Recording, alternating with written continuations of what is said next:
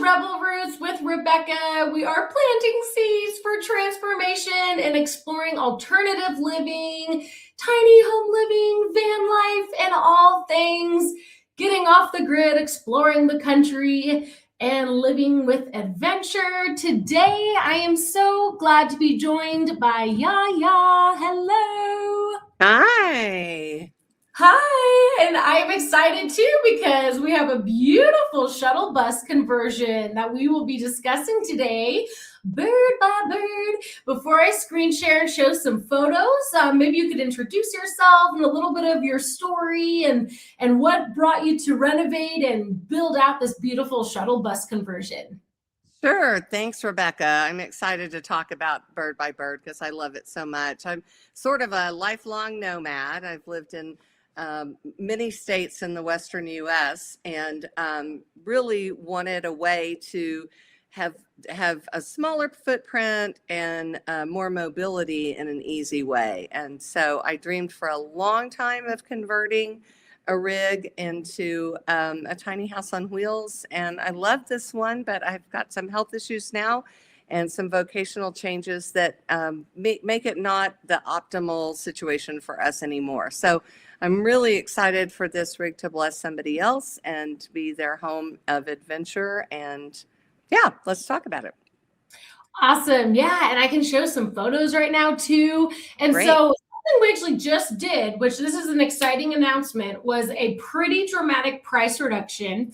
So this is the listing page, which shows the photos, the interior photos. I love this one with the back door open. You have the mountains. So this is parked in Denver, Colorado, right? Yep. I am actually to Denver in a few weeks for a ski trip. I'm going to Breckenridge. I'm so excited. Oh, fun. Good for you. Lucky you. Yeah, I'm excited. So I'll be in your neck of the woods. But yeah, we can just look through some of these photos. So you did a lot of improvements to this bus. Maybe you can shed light on some of the changes and things that you added. I know you have a focus on the natural building materials and having that as an intention for the different things you added in after you got the shuttle bus.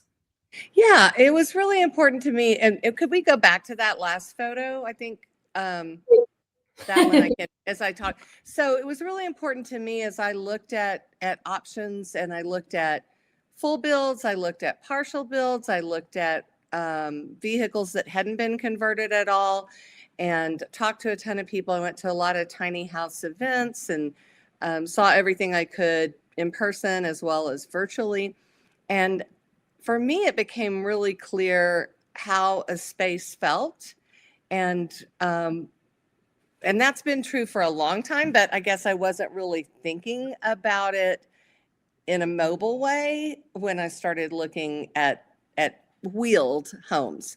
So this one, I had looked at a couple that just felt heavy and dark and had really cheap materials.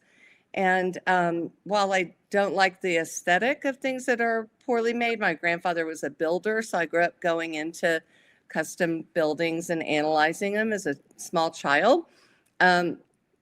I really could feel the way the bus had been cared for. So originally it belonged to a band called Trout Steak Revival. They're a bluegrass band from the Denver area, and they've actually won an Emmy for an album, a children's album of their music. And it was their tour bus, and they kept excellent records about all the maintenance that was done. And I can see where they toured, which years worth, what states they were in.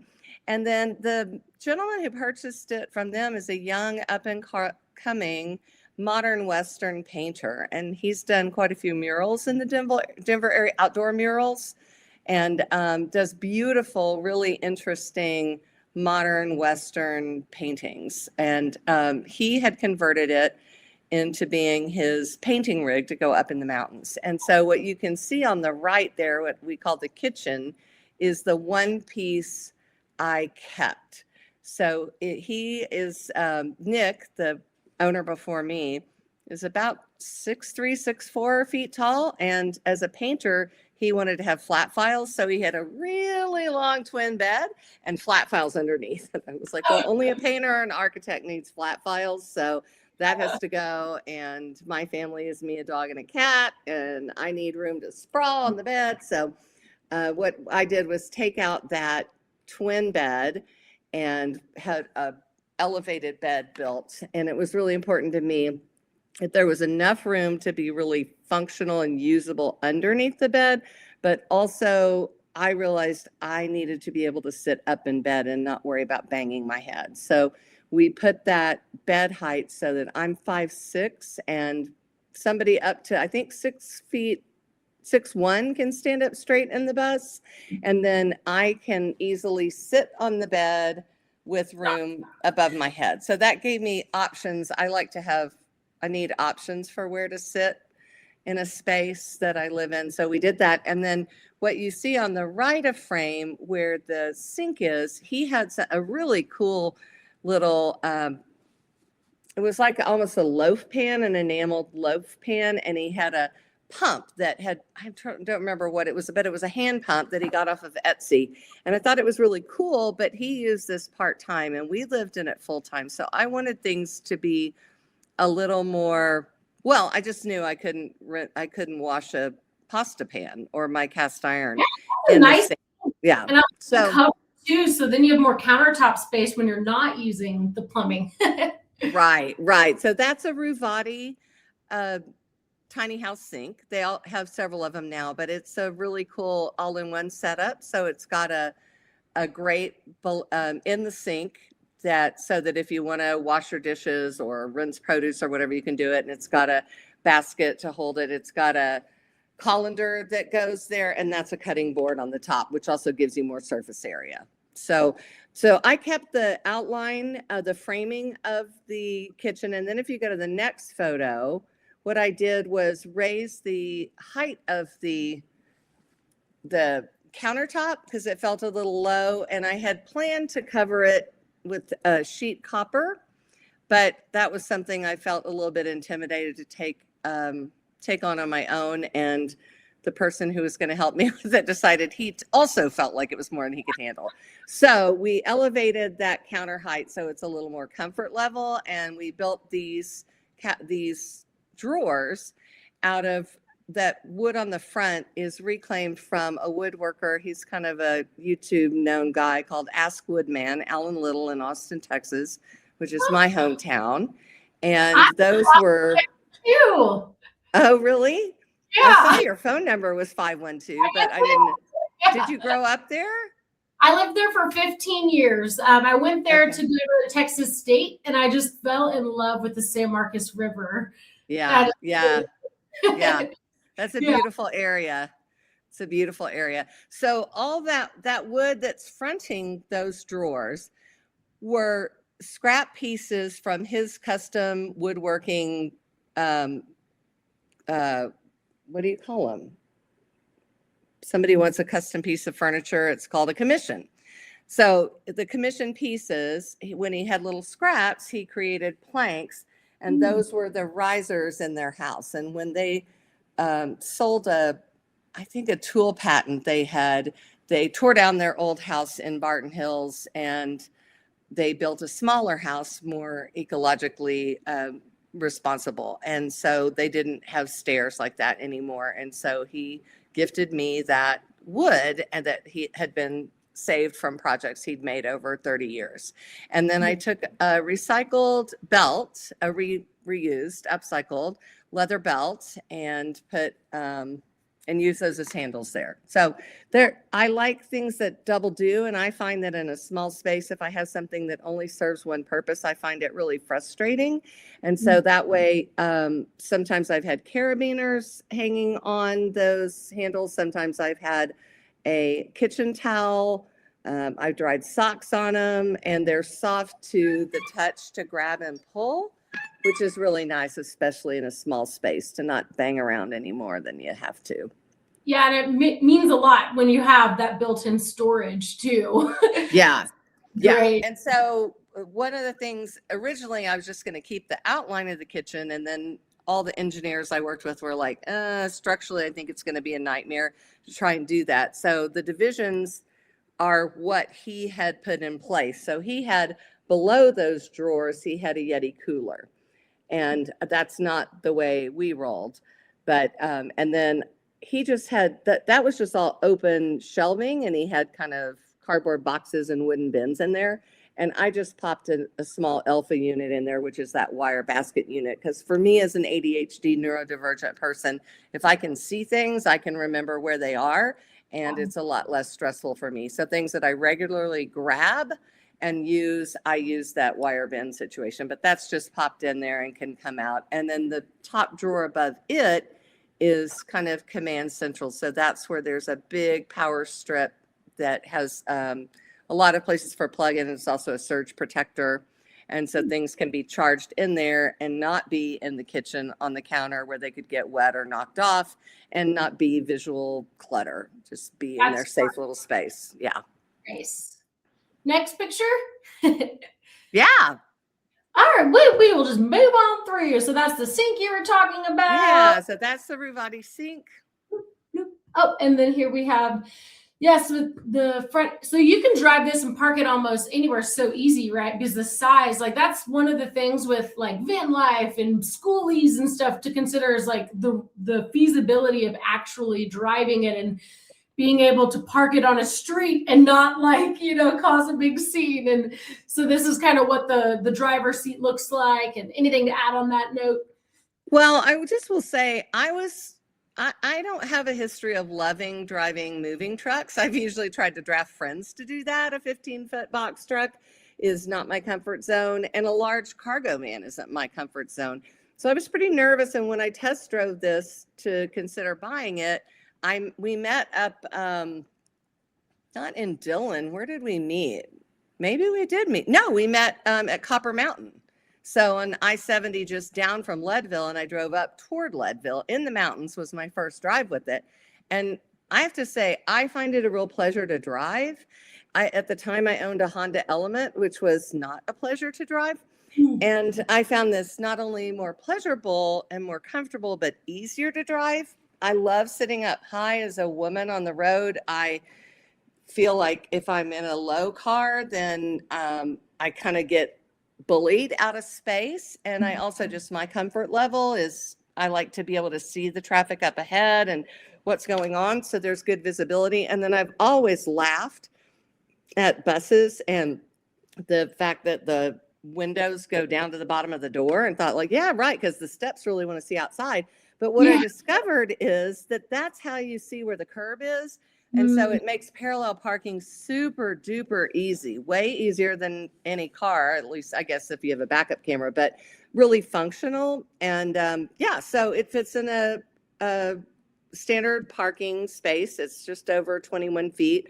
So that was also a consideration. Like you said, it was tempting for me to think about a 40-foot bus and all the living space we could have, but goodness, I wouldn't want to drive it. It would be hard to park. And so this is easy driving.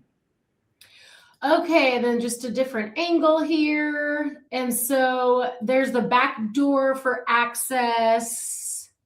Yep.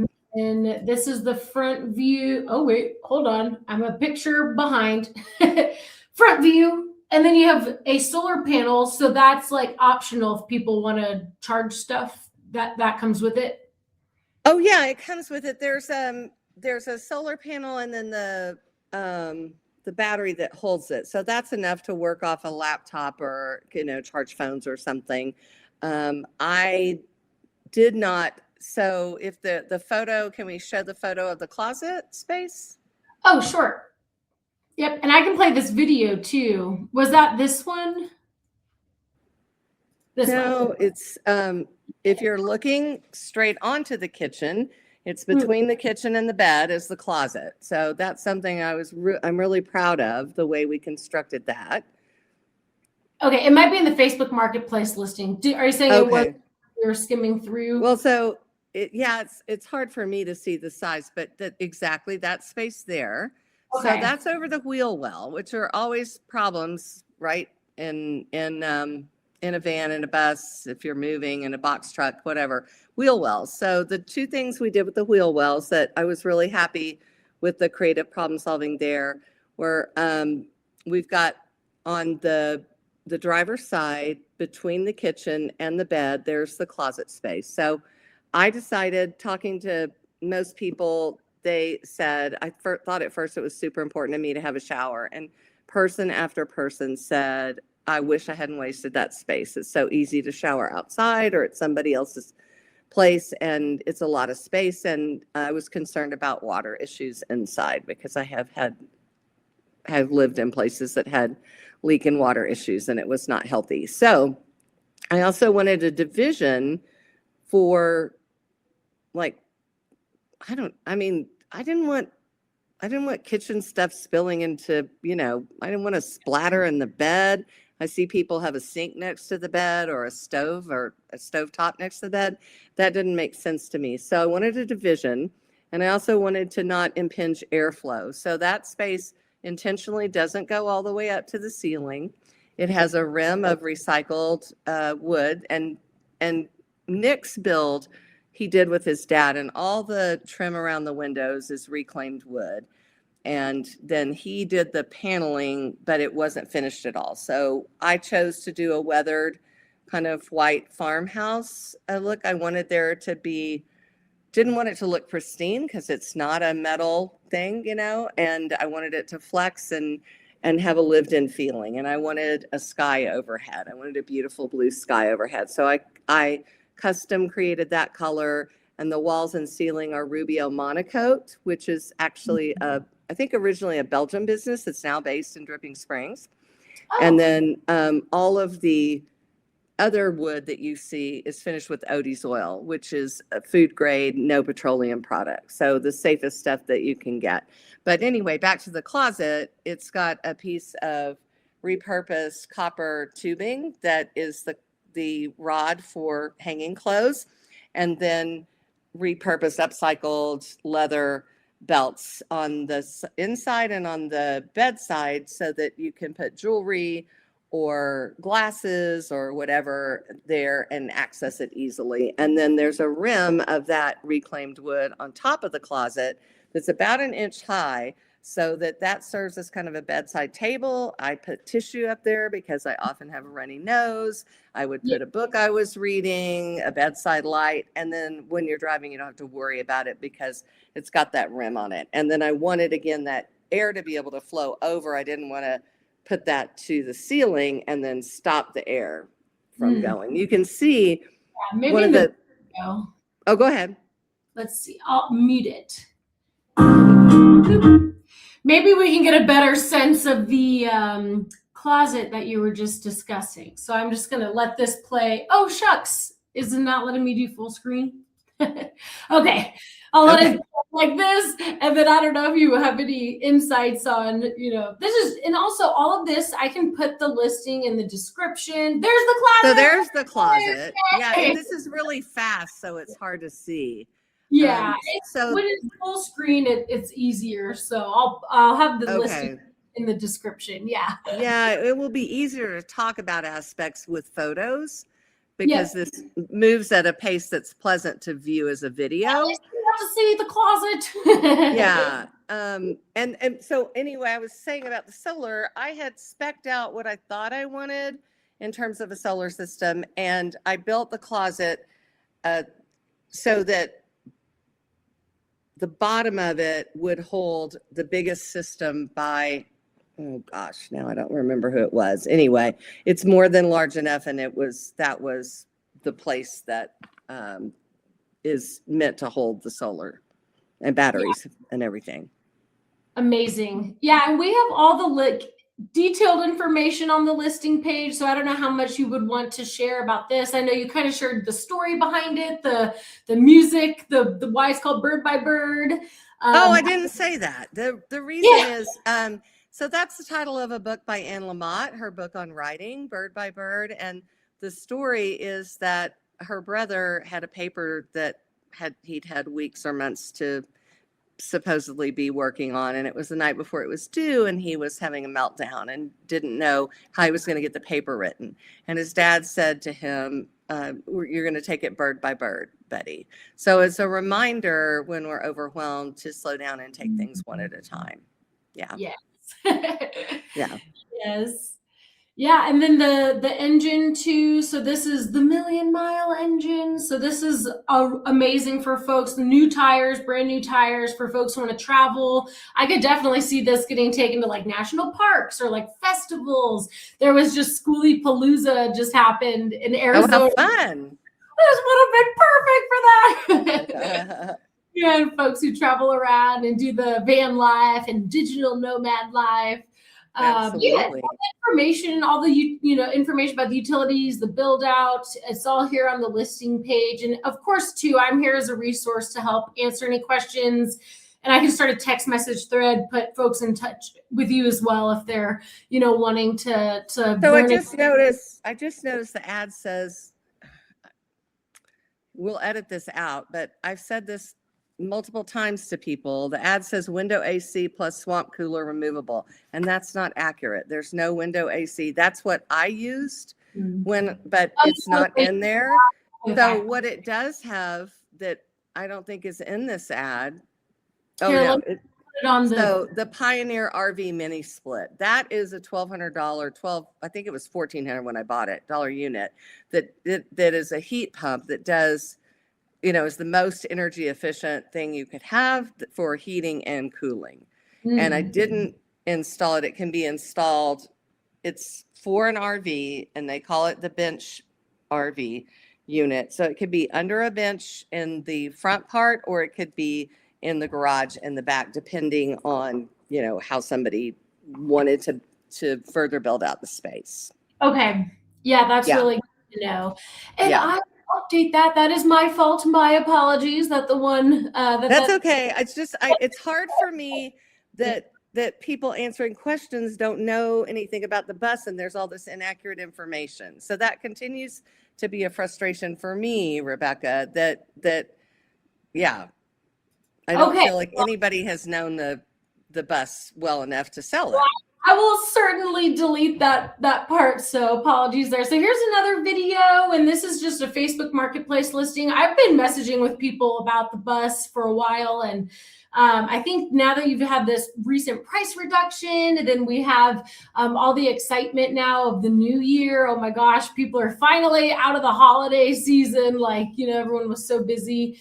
So I'm really excited to have this up and, available for folks to kind of learn more about. And so I'm going to put all of these links in the description, and then of course my contact information as well. Are there closing thoughts or any other things that you would like to share about the conversion or your story? Well, sure. There are just a lot of things that it's hard to see in such a short amount of time. The flooring is cork flooring.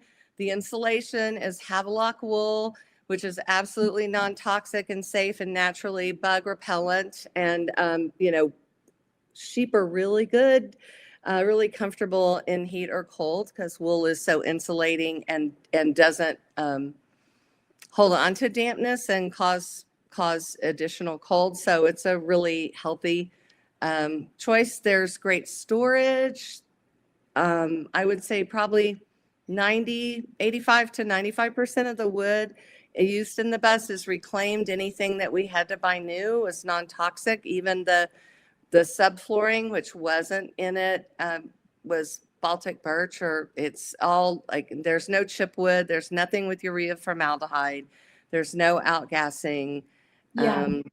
It's a really safe space, and it's a really handcrafted space with a lot of love, and it wants to just nurture the next family that wants to have it be their womb for adventure.